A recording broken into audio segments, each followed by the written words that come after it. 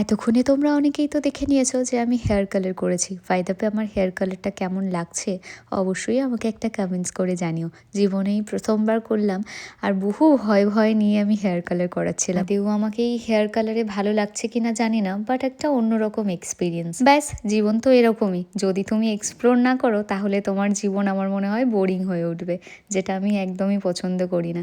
যেগুলো আমি কখনো করিনি, এবারে আমি আমার কমফর্ট জোন থেকে বেরিয়ে সেগুলোই ট্রাই করব। এই দেখো, তোমাদের সাথে তো বলতেই ভুলে গেছি, এখন আমি যাচ্ছি একটু শপিং করতে, আর সাথে যাচ্ছে আমার মা। জানো তো, আগের দিন মাকে বলিনি যে আমি হেয়ার কালার করেছি, এই জাস্ট মা নোটিস করলো। তাও আমি বলার পর নোটিস করলো, আগে কিন্তু নোটিসই করেনি। আজ জানো ট্রেনে অদ্ভুত একটা জিনিস আমার চোখে পড়লো, মানুষ তার কাজকে কতটা ভালোবাসতে পারে, শ্রদ্ধা করতে পারে। জানো তো, আমার বারবার মনে হয় যে সবার থেকেই কিছু না কিছু শেখার আছে, সবার থেকে একটা করে ভালো গুণ আমার মনে হয় সবারই নেওয়া উচিত।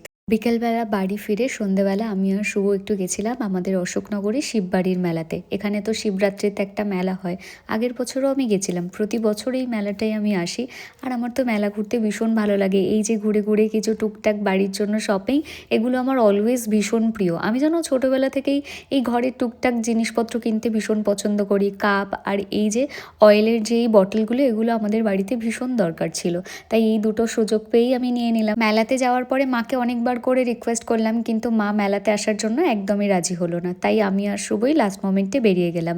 আর আমি টুকটাক কিছু শপিং করলাম, শুভও একটা দুটো জিনিস দেখছিল কিন্তু ও কিছুই নেয়নি। আমার কিছু ক্লিপের দরকার ছিল, আমি ক্লিপ আর গার্ডার ভীষণ পরিমাণে হারাই। আচ্ছা, তোমাদেরও কি এরকম অভ্যাস আছে? তাহলে অবশ্যই আমাকে কমেন্টস করে জানিও। টুকটাক ঘুরে ঘুরে তো শপিং করে নিয়েছি, চলো এবার মেলা থেকে কিছু খাওয়া যাক। আর এই ফার্স্ট টাইম আমি এই পাওভাজিটা ট্রাই করলাম, তাও শুভ বলেছে বলে, বাট আমার ওকে ওকে লেগেছে, খুব একটা ভালো লাগেনি ফার্স্ট টাইম।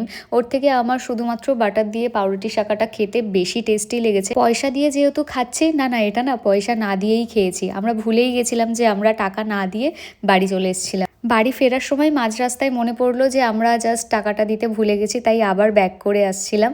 এই যে শুভ আর আমি এখন যাচ্ছি টাকাটা পে করতে। টাকা দিয়ে আসার সময় দেখা হয়ে গেল তোমাদের মধ্যে একজনের সাথে যে আমার ভিডিও দেখে। Thank you so much. অনেকক্ষণ দাঁড়িয়ে কথা বললাম, কয়েকটা ফটোস নিলাম, তারপর আমি এখন যাব একটু পার্লারে। লাস্ট 2-3 দিন পরপর কয়েকটা শ্যুট আছে, তো আইব্রো করাবো। দেখা হবে তোমাদের সাথে নেক্সট ভিডিওতে। ওকে, বাই।